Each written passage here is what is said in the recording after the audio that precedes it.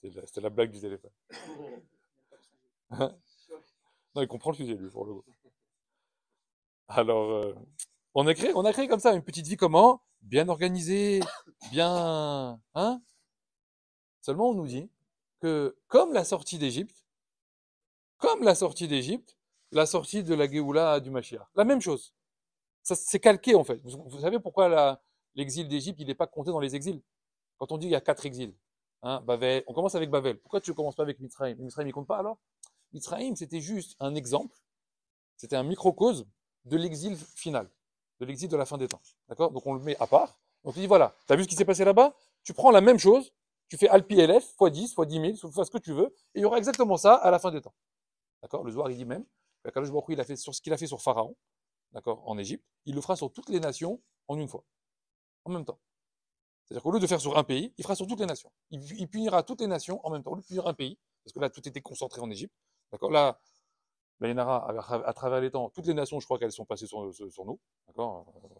Il y en a au moins une vingtaine, ok? Bah, les vingtaines qui auront opprimé le Ham Israël, toutes elles vont prendre ce que Pharaon il a pris. Donc chacun à son endroit. Et tout ça sur une même période. Donc, ce que tu as vu en Égypte, c'est. Hachem dit, c'est rien. C'est une ch'touillotte, quoi. C'est deux, trois petites choses que j'ai fait là-bas, juste pour vous montrer de quoi j'étais capable. D'accord? LPLF. On parle des grenouilles. C'est quoi les grenouilles? Les grenouilles, c'était tous les animaux marins qui sont sortis. Les crocodiles, les machins. Comme ça, ils sont sortis dans la rue. Arov, on dit Arov. C'est quoi Arov? Il y avait des ours polaires en Égypte. Comme ça, il dit le Midrash. Des ours polaires. Comment ils vivent les ours polaires en Égypte? C'est marqué, ils sont venus avec des blocs de glace, il dit le Midrash. Parce qu'ils ne peuvent pas vivre en Égypte. Il fait chaud, il fait trop chaud en Égypte. Ouais. Ils venaient avec des blocs de glace sous le pied, sous le bras. Ils ont posé les blocs de glace, ils étaient en Égypte. Des ours polaires. C'est ça, Arov. Hein, Alpi LF à la fin des temps. Qu'est-ce qu'on va vivre? Je sais pas. On verra. Mais on va être estomaqué. Rachamim, ils disent, mais c'est ça ce qui va se passer. Seulement dans tout ça, qu'est-ce qui va se passer aussi? Bah, dans tout ça, on va aussi avoir un petit vieux qui va arriver avec une barbe, avec une canne. Qu'est-ce qu'il va dire? Il va dire Pakat, Pakati et Trem. Voilà, Dieu m'a envoyé.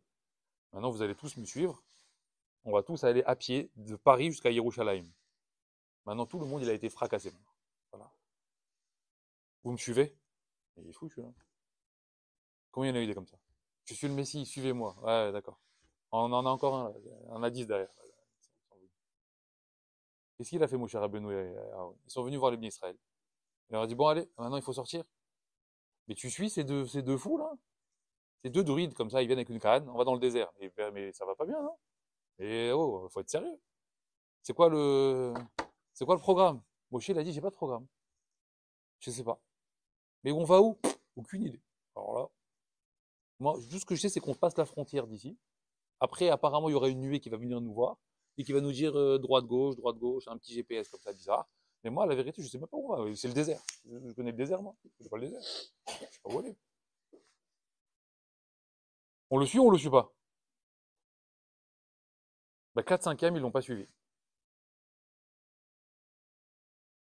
Pourquoi ils ont pas suivi les 4 5? Parce qu'ils ont dit à Moshe Rabbeinu, Moshe, t'es gentil. Mais c'est pas un programme, ça. On est bien ici. Rav Pinkus, il dit que les ministres, ils ont dit à Moshe, on est bien ici. Comment ça, t'es bien? 210 ans d'esclavage.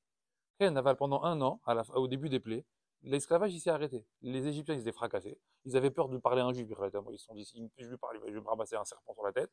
D'accord? Donc, ils ne voulaient plus rien dire. Donc, les ministres, ça y est, ils étaient redevenus quoi? Libres. Bien. Ils travaillaient. Ils avaient gagné de l'argent pendant Macadam. Ils avaient commencé à réinvestir. Parce qu'eux, c'était rapide. Hein. Macadam, c'était anti-Israël. Le mois d'après, ils étaient déjà les patrons du Caire ou d'Alexandrie. Ça allait très très vite dans leur tête. Donc ça va, ils ont dit à Moshe, mais t'es fou, on va pas partir d'ici, on a des maisons, on a des trucs, on a une parnassa, on a des immeubles, on a des choses ici, on peut pas partir dans le désert avec rien, avec un baluchon comme ça, avec une matzah, même pas, avec du pain même pas levé, laisse-moi tranquille. Seulement, il y a un problème. Il y a un problème avec ça. C'est qu'au moment de la sortie d'Égypte, il y avait que deux catégories de personnes. Il n'y en avait que deux. Il n'y avait pas 36, il n'y en avait que deux. C'était lesquels?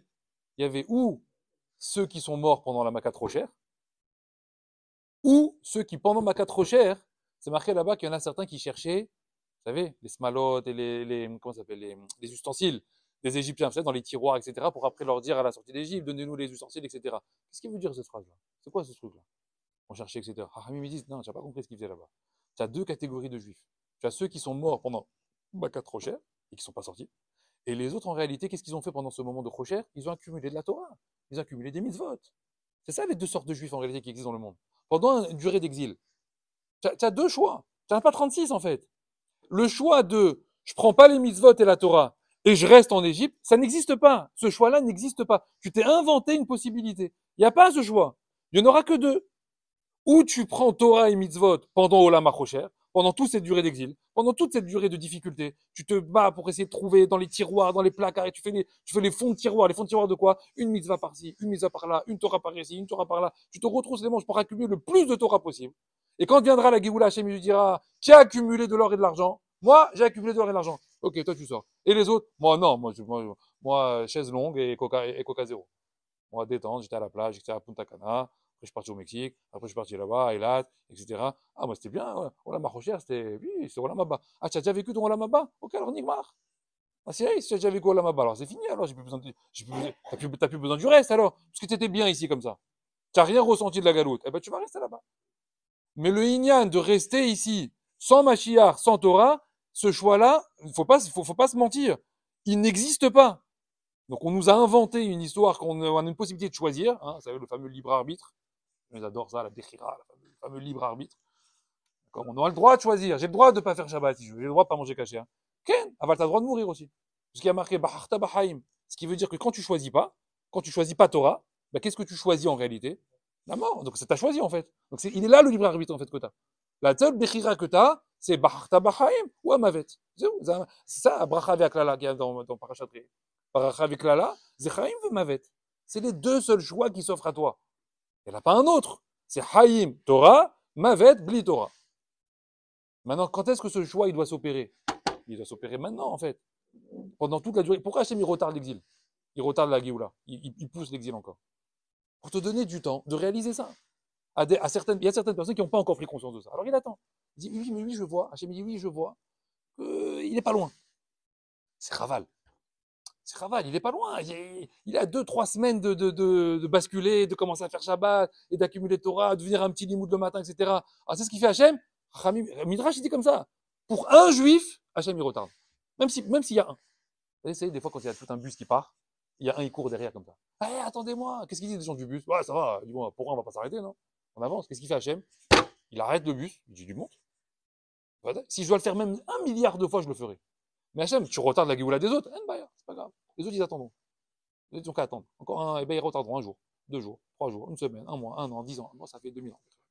On attend comme ça. Mais qu'est-ce qu'il fait? Mais pourquoi 2000 ans? Pourquoi 2000 ans? Pourquoi 2000 ans? Ben, Hachem, il dit, je vous attends vous. Écoutez bien ce qu'ils disent les Chachamim. Ils disent en réalité, nous, on attend le Mashiach. Mais le Mashiach, il a toujours été aussi proche de nous qu'au moment de la destruction du Beth Amikdash. Il aurait pu venir le lendemain, le Mashiach, en réalité. C'est pour ça qu'on n'a pas donné de Zman après la destruction du deuxième temple. Le premier temple, c'est acté. 70 ans, 70 ans. Tu bouges, tu descends, c'est 70 ans. Le deuxième temple, Hachem, il a dit, je vous donne pas de date. Pourquoi je vous donne pas de date? Parce que ça peut être demain, en fait. Le temple, il a été détruit quand? Le 9 Av, du deuxième Beth Amikdash. Le 10 Av, le Mashiach, il pouvait venir. Mais alors pourquoi il y a 3000 ans de retard? Parce que toi, tu es en retard. C'est pas le Mashiach qui est en retard. Nous, on attend le Mashiach. Mais c'est lui qui est en train de nous attendre, en réalité. Lui, il a la porte là-bas, comme dit là-bas la Gemara. Il dit un jour, Rabbi Ben Navi, la vieille Navi. Il a dit, où le Mashiach? Le Mashiach, il est là. Il est au bord du fleuve, là, sans arrêt, depuis 2000 ans. Il attend. Comme ça. Il attend qui? Mais il attend toi. Il attend vous, en réalité. Il attend nous. Il attend qu'on se réveille. Et s'il voit, Hachem, qu'il y a un là-bas, perché au Mexique, qui est en train de faire tchouva, de se poser des questions, hop, Hachem, il bloque. Il dit, on attend. On attend, monsieur. On attend monsieur Santos. De Santos. Je veux celui-là, Hachem dit. Un juif, je laisse pas. Hachem dit ça, le Zikouya Rabim. C'est quoi le Zikouya Rabim? C'est quoi ramener des gens? Parce que plus tu ramèneras des gens, plus tu accéléreras l'arrivée du Mashiach. C'est pour ça que la Torah, elle dit, il est préférable d'enseigner que d'étudier. Si tu as le choix, tu arrives au Beth Midrash, tu es tout seul, tu commences à étudier. Un, il vient percher. Ah, je pensais qu'il y avait un cours, c'est dommage, je voulais étudier avec quelqu'un. Toi, tu es là, ah, purée, je voulais préparer mon cours, je voulais étudier moi, mon petit chiot, mon petit livre tranquille, etc. Qu'est-ce qu'a dit la Torah? Qu'est-ce que tu dis là, Halakha? Ça arrive, il faut l'enseigner la Torah avec lui. C'est plus important d'enseigner à quelqu'un que d'étudier toi-même. Mais ben, c'est pas grave, tu étudieras après. Tu étudieras plus tard. Mais il est là maintenant, il y a un juif qui est là qui demande. Il demande, il faut lui donner. Comme il dit Ishaïa Hanavi, Miout Samé, le Cholamai. Celui qui a soif, qui vient de boire de l'eau. T'as soif, viens. Ah, je voulais un peu Torah, viens, viens. Tu veux un peu Torah, viens. C'est ça, mais qu'est-ce qu'il faut? Mais qu'est-ce qu'il faut? Il faut du ratson. Il faut que la personne, elle veuille. Si la personne, elle veut pas, comment tu fais ça? Ça dépend que de toi. La seule chose qui dépend de l'homme, c'est son ratson. Hachem dit ça, je peux rien faire. Il n'y a pas un bouton. C'est toi et toi-même. T'as envie ou t'as pas envie? Rav Minkus, il dit, tu sais pourquoi les 4/5e, ils sont pas sortis d'Égypte? L'oratsu. Ils ne voulaient pas. C'est tout. On leur a demandé, vous voulez? Non, on veut pas.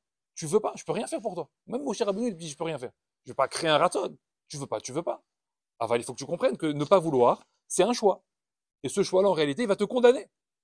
Donc, il faut absolument se poser des questions, faire un cheshbon régulier de tout ce qu'on fait en réalité au quotidien, être honnête, de savoir comment on va activer tout ça. Comment on va encore vouloir avoir envie de prier plus, de prier mieux, d'étudier plus, d'étudier mieux, etc. De rajouter encore ici, encore là-bas, encore 5 minutes ici, encore 10 minutes ici, un peu le soir, un peu l'après-midi, un peu le matin, etc. Il n'y a pas que le matin on étudie, après ça on est aussi des chovas. Et après toute la journée c'est quoi? C'est open bar. Non, ça marche pas comme ça. Comme je l'ai dit au début, la Torah, elle accompagne l'homme à chaque endroit où tu vas. C'est la seule religion qui fait ça. Toutes les, alors, chrétiens, c'est une fois par an, bon.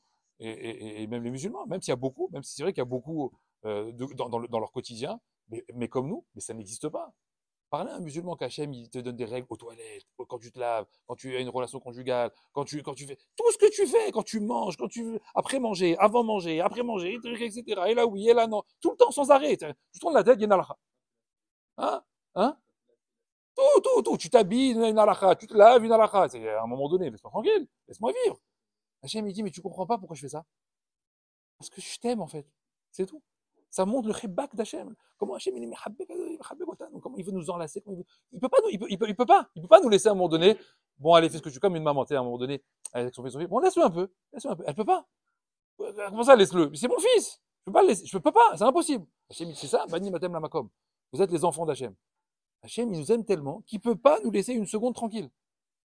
Et ces éléments-là, on le gagne énormément. Donc évidemment, pendant deux choses, Tfila et Torah, sont les deux éléments qui sont comme des boosters. D'accord? Si au quotidien on a du mal à se comporter comme ça, dans le travail, dans la famille, à la maison, etc., c'est parce que dans les deux boosters, en réalité, on a une halichut. Soit on a une halichut dans la Tfila, on fait une Tfila un peu comme ça, endormi, d'accord? Soit on a une halichut dans le limoud. Tu viens au limoud, nonchalant, tu viens comme ça, passif, etc. Non, le limoud, c'est vous. Le limoud, c'est du feu. Le limoud, il faut se casser la tête, il faut rentrer dans un texte, il faut essayer de traduire, il faut essayer de comprendre, il faut me faire marcher sa tête, etc. Il faut rentrer dedans. Et Tfila, c'est quoi? Et Tfila, c'est Bakasha. Kadosh Baruch Hu, s'il te plaît, j'ai ça, j'ai pas ça, etc. Protège-moi ici, protège mes enfants, protège ma famille. Des bêtes avec Kavana. Je parle même pas des Kavadotes, etc. Je parle juste de sincérité, de lèvres, quoi. Le cœur, il faut que le cœur, il parle. Le cœur, il doit parler dans la Torah, il doit parler dans la Tfila. C'est ça qu'on amène devant un Kadosh Baruch Hu. Hachem, c'est tout ce qu'il demande. Il demande de savoir est-ce que tu veux. Moi, je te propose tout ça. Je te propose cette vie-là. Je te propose de vivre avec moi, de vivre avec Boré Olam. Tu veux? Non, je veux pas. Ah, tu veux pas? N'baya. Hachem, tu veux pas? N'baya, c'est pas grave. 4/5e. C'est tout. Il y a deux catégories. Il y a 4/5e et 1/5e. C'est à toi de choisir dans quelle catégorie tu veux être. Mais il n'y a pas un 0, quelque chose là au milieu qui a réussi à s'en sortir. Il n'existe pas cette éventualité. Elle n'existe pas. Donc par contre, si tu veux être parmi les 1/5e, alors Akadosh Baruch Hu lui-même, il te promet. Shomer Ota. Je vais te protéger. Je vais être véritablement ce que tu attends de moi, une vraie chimira. Ah, il faut que tu fasses toi tes efforts. Il faut que tu fasses toi ton travail que je t'ai demandé. C'est à toi de te bouger en réalité. Et de comprendre que ce travail-là, il se fait maintenant. Maintenant. Il ne sera pas dans une semaine, il ne sera pas dans un mois, il ne sera pas dans 5 ans, il ne sera pas dans 10 ans. Il se fait tout de suite en réalité. À chaque moment. Tu as un birkat Amazon, fais-le bien. Tu as une bracha à faire, fais-la bien. Tu as une fila à faire, fais-la bien, sinon ne la fais pas. Ravel Bas, j'ai entendu de sa bouche, il a dit, si quelqu'un il vient à la fila, il est pressé, etc. Il a dit, Ravel Bas, j'ai entendu de sa bouche, il a dit, Altit Palel, ne prie pas, ça sert à rien. La maït Palel, pourquoi tu pries? La tfila, elle a un intérêt, si tu comprends à quoi elle sert, la valeur de la tfila. Mais on ne réalise pas la valeur des misotes qu'Hachem nous a donné, la valeur qu'on a de parler paix à paix avec Akadosh Baruch Hu à chacun 3 fois par jour. Parce qu'Hachem, il vient devant toi. Jusqu'à ce que la halakha te dise, il ne faut pas qu'une personne elle passe devant toi. Pourquoi? Parce qu'elle a Shrina devant toi. J'ai rien devant moi. Hachem, il est là devant moi à chaque fila. Ken, Hachem, il descend. Il t'écoute. Il est devant toi. Tu réalises une chose pareille? Non, tu là. Je vais dire, tu t'es étouffé, avec tes mots. Calme, doucement. La voûte, l'envie, le ratson, tout ça, ce sont des éléments qui sont obligatoires pour pouvoir faire Avodat Hashem. On raconte sur le Chazonish. Vous savez qu'il y a une halakha qui dit que le meilleur moment de tfila de Mincha, c'est Mincha Ktana. D'accord? Normalement, il faut prier tous les jours Mincha Ktana. La halakha, elle dit c'est le meilleur moment de Mincha. Ni plague, ni shkia, ni rien du tout. C'est Mincha Ketana. D'accord? C'est en plein milieu. C'est le plus dur, parce que c'est en plein milieu birklal de la journée. Hein, tu as 3 clients avant, 2 clients après, etc. Tu as envie de te tirer une balle. Hachem me dit le meilleur moment, c'est Mincha Ktana. Hashivou, c'est Hachou pour moi, très important. Bon, c'est aussi par rapport à l'heure des corbanotes, etc. à l'époque du Betamikdash. En tout cas, c'est le meilleur moment. On raconte sur le Chazonish que toute sa vie, il a prié Mincha Gdola. Gdola, Chazonish. Et un jour, quelqu'un est parti lui demander. Je dis, j'ai une question, la vérité, qui me taraude depuis des années. Et la halakha, elle est claire. Normalement, c'est Mincha Ktana. Comment vous, Gadolada, vous pouvez faire Mincha Gdola depuis 20 ans? C'est pas possible. 20 ans. Mincha Gdola, Chazonish, Mincha Gdola. Il lui a dit, écoute, je me suis beaucoup posé cette question pendant des années. Et je te promets que tous les jours de ma vie, j'essaye de faire Mincha Ktana. J'essaye. Mais l'attente entre le moment où on a le droit de faire Mincha et Mincha Ktana, il est trop long pour moi. Il est trop dur. Donc mon corps, en fait, il se lève. Et en fait, je ne tiens pas en place tant que je n'ai pas prié à Kadosh Baruch. Parce que cette heure de Mincha, là, elle m'appelle. J'ai envie de prier Mincha, j'ai envie de parler avec Hachem. Et je ne peux pas attendre comme ça 4, 5 heures comme ça dans la journée pour aller faire Mincha à 4 heures. J'arrive pas à attendre. J'ai une telle itlaavout, une telle envie de parler avec Dieu que 13h15, on me dit c'est l'heure de Mincha, la première heure possible de Mincha pour parler avec Hachem. Eh ben je me lève et je vais faire Mincha. Je ne peux pas attendre. On nous dit Baba Salé. C'était ça, là, hier. On nous dit Baba Salé. On nous dit la mahala des tzadikim, c'est de prier honnête. On dit c'est grand mahala, les gens ils se préparent pour aller prier honnête, etc. Qu'est-ce qu'il faisait Baba Salé? Baba Salé, c'est marqué qu'à Hatzot Laila, toutes les nuits, il dormait plus jusqu'au net. Il attendait le net. Il étudiait Keili, machin, etc. En attendant, 1 heure avant le net, il allait faire migvé, etc. pour aller prier après au net. Et son gendre, il lui a dit, mais pourquoi depuis Hatzot Laila? Le net, c'est 4 heures. Le migvé, c'est 4 heures. Pourquoi maintenant? Il dit, dès que Hatzot y passe, je pense à la tfila de Shacharit, j'arrive plus à aller dormir. J'arrive plus à dormir en attendant la tfila.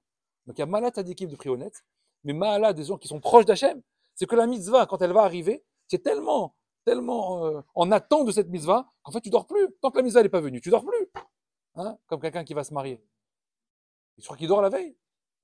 Non, il dort pas la veille, il est complètement perturbé. Pourquoi? Parce que ça y est, il va se marier, il va commencer, etc. Il y a plein de choses qui vont arriver derrière. Donc il est en attente. À l'inverse, les Réchaïm, qu'est-ce qu'ils font? Toujours ils vont dormir. Qu'est-ce qui se passe le lendemain? Parce qu'il n'y a rien d'important. C'est une grande question qui se pose dans la paracha. Dans la paracha, on pose la question, on dit je comprends pas. On dit Pharaon, c'est marqué qu'il s'est levé de son lit pour aller voir Moshe à Khatzot Laïla, pour aller réveiller tout le monde, pour savoir qu'est-ce qui se passe, etc. Mais la veille au soir, Moshe Rabbeinu lui a annoncé qu'il y avait Makat Bechorot. Ouais, comment tu vas dormir?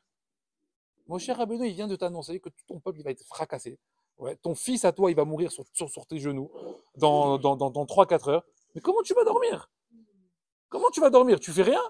Tu tournes les pouces et t'attends. Non, il va dormir, détente, ça va, tranquille. Et ça va pas bien, non? Hachem dit, ne sois pas un pharaon, ne sois pas comme ça. Quoi? La faute, une envie. Si tu te projettes tout de suite, la mise elle arrive. Ah, Shacharit bientôt. Shacharit bientôt. Pas Shacharit 7h30, lever 7h48. Tu as raté 20 minutes déjà. C'est avant qu'il faut se lever. Si Shacharit il avait une importance pour toi, depuis 1 heure déjà tu serais levé. Depuis une demi-heure déjà tu serais préparé. Mais vas-y.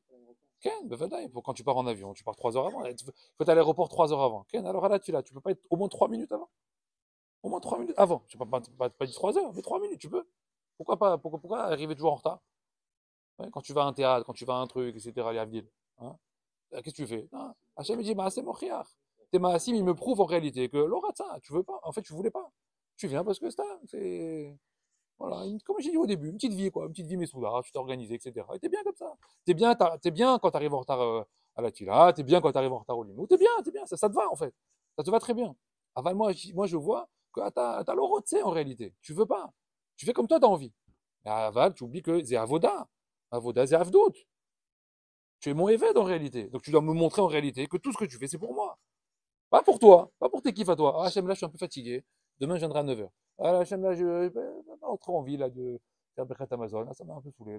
Demain, je ferai. C'est à la carte. C'est pas une Torah à la carte. Une fois que tu prends la Torah, c'est où? Dis-moi. Après, tu me dis, je prends pas la Torah. Hachem me dit, je préfère. C'est honnête. Je prends pas la Torah. Baya. 4 cinquièmes. C'est tout. Tu prends la Torah, Ken, avale 1 cinquième. Mais fais-le bien. Fais pas n'importe comment. Qu'est-ce qu'on gagne maintenant avec ça? Qu'est-ce qu'on gagne grâce à ça? Avodat Hachem. Faire ce qu'Hachem il demande de nous. Ce qu'Hachem il nous demande de faire tous les jours. C'est ça qu'on fait. Des cartes livrées à Adam. Pour ça, l'homme, il a été créé. On dit, qu'est-ce qu'on gagne de ça? On va terminer sur une petite histoire. On nous dit sur Baba Saleh.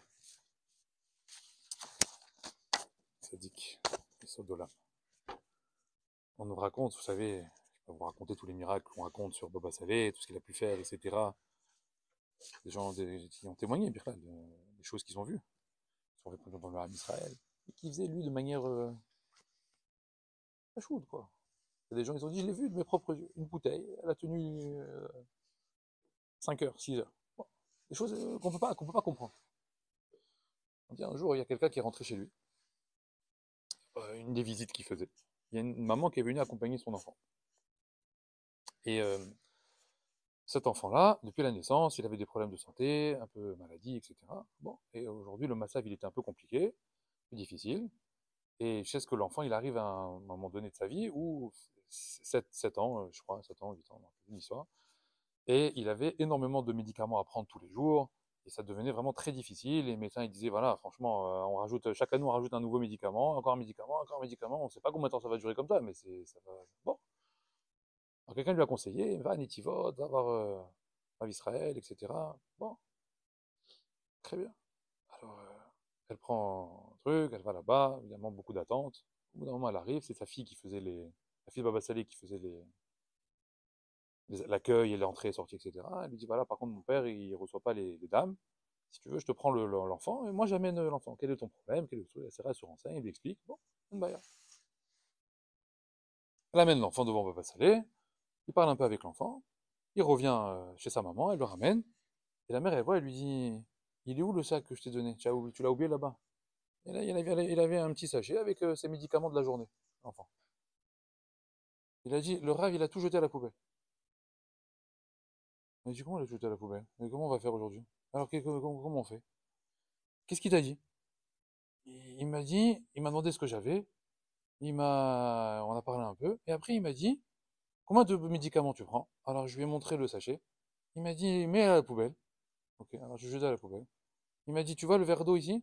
Ouais, il a dit, à la place des médicaments, tu fais Sheakol Niavitvaro sur le verre d'eau le matin, Sheakol Niavitvaro sur le verre d'eau le soir, une fois le matin, une fois le soir, et ça remplace ton paquet de médicaments. Il lui dit, t'es d'accord ou t'es pas d'accord? Il m'a dit comme ça. Ah, moi je lui ai dit, je suis d'accord. Moi je lui ai dit, je suis d'accord. Alors j'ai jeté les médicaments. La mère, elle a demandé à la fille, elle dit, mais c'est quoi ces histoires, les médicaments de mon fils, etc., le verre d'eau? Écoutez, le rave, il a dit ça, maintenant, faites ce que vous voulez. Maintenant, vous voulez pas, la poubelle, elle est là. La poubelle, elle est là. Prenez le sachet, reprenez avec le sachet, parce que chacun fait ce qu'il veut dans la vie. Enfin, le rave, il a dit comme ça. L'histoire, elle raconte qu'ils ont suivi les conseils du rave, et bidou que l'enfant, il a guéri. Les élèves, quand ils ont vu ça, ils ont dit là, c'est pas normal, une chose pareille. On peut nous faire des trucs, et des bouteilles qui se servent, etc., de boire toutes les 10 minutes, ok, Nbaya.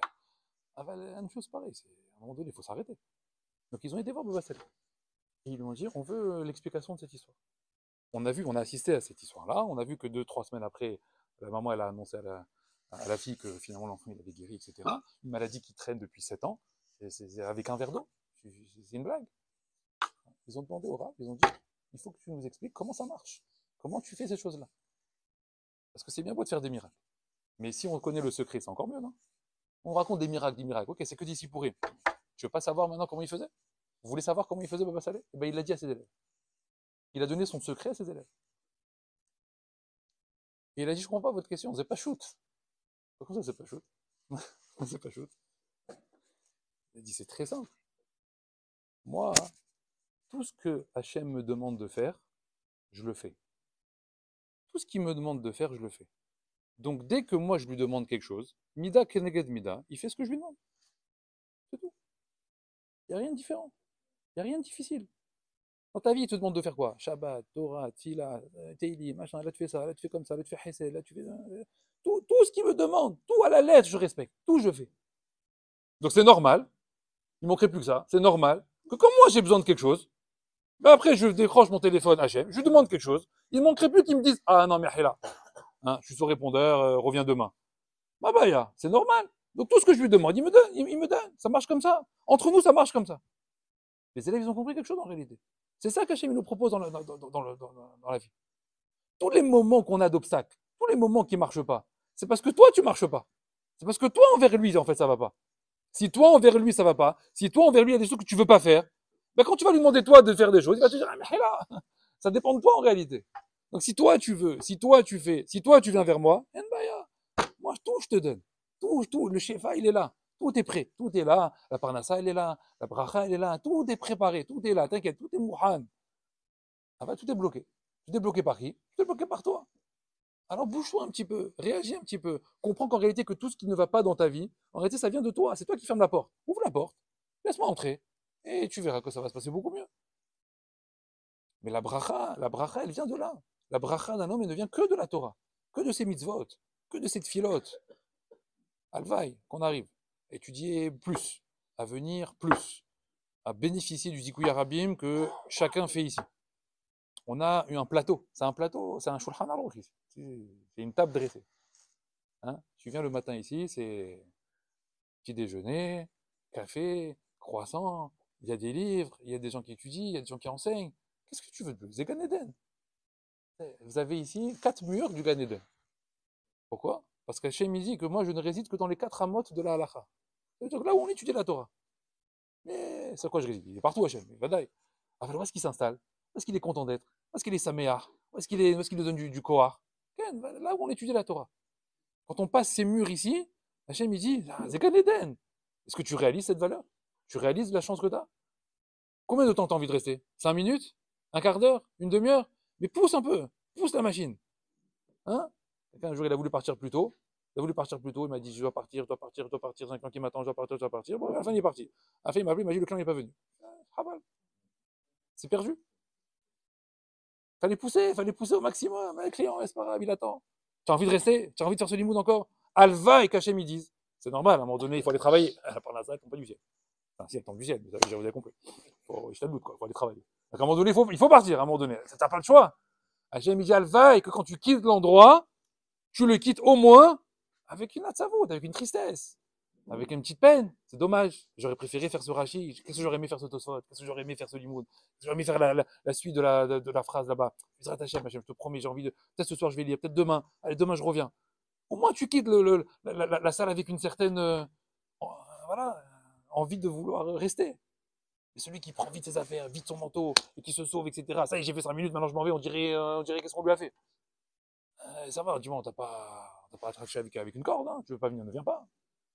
Faut avoir envie de venir. La Torah comprend, elle peut pas être forcée. D'accord? La Torah comprend, elle doit être voulue. Elle doit être désirée. Quand tu désires cette Torah, quand tu veux cette Torah, c'est là que tu obtiendras la vraie simra. Et l'effort que tu mettras dedans, les difficultés que tu rencontreras à l'intérieur. Parce que tout le monde va me dire, ah, mais ça, je sais pas lire, et ça, c'est dur, et ça, c'est compliqué, et ce sujet, je comprends pas, et là, je me casse la tête, etc. Ken aval ze galout. C'est ça la galoute qui amènera ensuite la Géoula.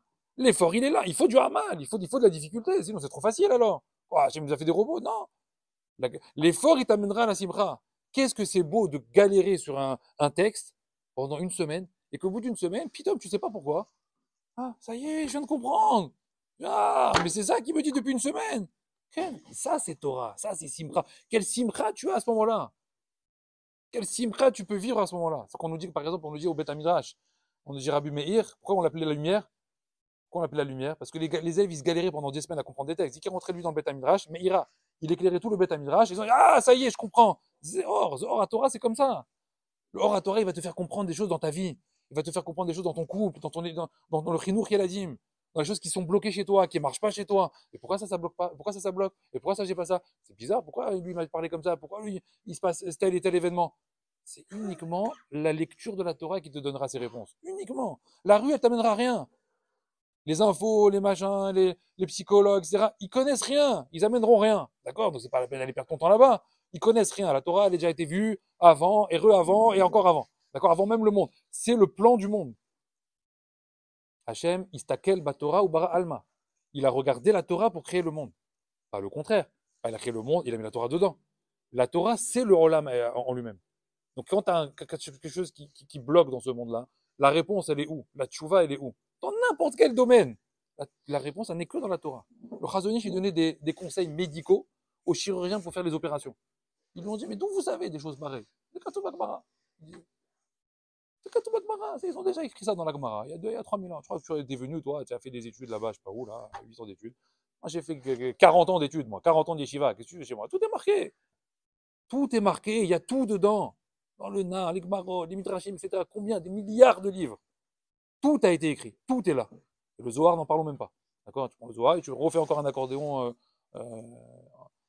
encore plus pour ajouter encore. Donc dès qu'on a quelque chose à vérifier, dès qu'on a quelque chose à comprendre, où est-ce qu'il faut aller regarder? Pas Torah. Uniquement pas Torah. Ne regarde pas ça dans les magazines. J'ai lu dans un article que pour régler tel problème, il fallait faire ça. Bah, laisse tomber l'article, jette-le à la poubelle. Ma Omer à Torah. Qu'est-ce que la Torah elle dit? Ça veut pas dire qu'on n'a pas le droit de s'instruire. Attention. Hein, les mathématiques, la physique, la science, etc. On nous dit par exemple, comment c'est possible de parler comme ça?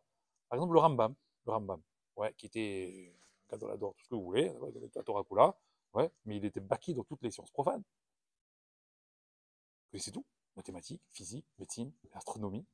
Comment il a fait ça? Comment il a fait ça? Il y a une halakha qui demande est-ce qu'on a le droit de les étudier, ces sciences-là? Est-ce qu'on a le droit? C'est pas du Bitul Torah, c'est Bitul Zman. Comment il a fait le Rambam? Rambam, comment il a fait? Vous voulez la réponse? Le Rambam, il a dit j'ai appris tout ça aux toilettes. Parce que c'est le seul endroit où j'avais pas le droit d'étudier la Torah. Donc en fait, toutes ces sciences-là, je les ai apprises quand j'étais aux toilettes. Parce que la vérité, c'est que c'est le seul endroit où ça mérite d'être enseigné. C'est où? Eux, ils ont fait des universités, des amphithéâtres et des machins avec des super sièges, des strapontins, être en cul. Ok, quoi la cavote pour eux? Okay. Ah bah ça mérite pas autant de, hein, autant de manout, autant d'artisanat, etc. Ça mérite pas autant. Dans les toilettes, ça suffit, c'est très bien. Et il a éclaté tout le monde en médecine, en astronomie, en physique. Ils connaissaient tous mieux que tout le monde. Où est-ce qu'il a appris tout ça? Eux dans les amphithéâtres, il est aux toilettes. Il a dépassé tout le monde. Et tout le reste du temps, il sortait des toilettes. Qu'est-ce qu'il faisait? Torah, Torah, Torah, Torah, Torah, Torah, Kula. Racham dit c'est Mazé Ikar, Mazé Atafel dans ta vie. C'est quoi le principal et c'est quoi l'accessoire? Tu préfères lire pendant 3 heures des magazines qui servent à rien, hein, sur des motos, des voitures, etc., des articles qui servent à rien, et à côté de ça, tu laisses 10 minutes à la Torah? Non, ça peut pas faire une chose pareille. À partir d'aujourd'hui, la personne, elle doit se dire, Manirote, qu'est-ce que je veux véritablement? Je veux sortir ou je veux rester? C'est les seules questions qu'on doit se poser tous les jours. Si le Mashiach il vient aujourd'hui, on dit il faut descendre le Mashiach tous les jours. Mashiach il vient aujourd'hui, je sors ou je sors pas? Je vais lui dire je veux sortir ou je vais lui dire non, laisse-moi tranquille. Si je réponds à la question honnêtement, la vérité, c'est que je vais lui dire non, laisse-moi tranquille. Attends, à demain, la semaine prochaine. Ça m'arrange pas là. J'avais un truc, j'avais un client, j'avais un truc à faire, etc.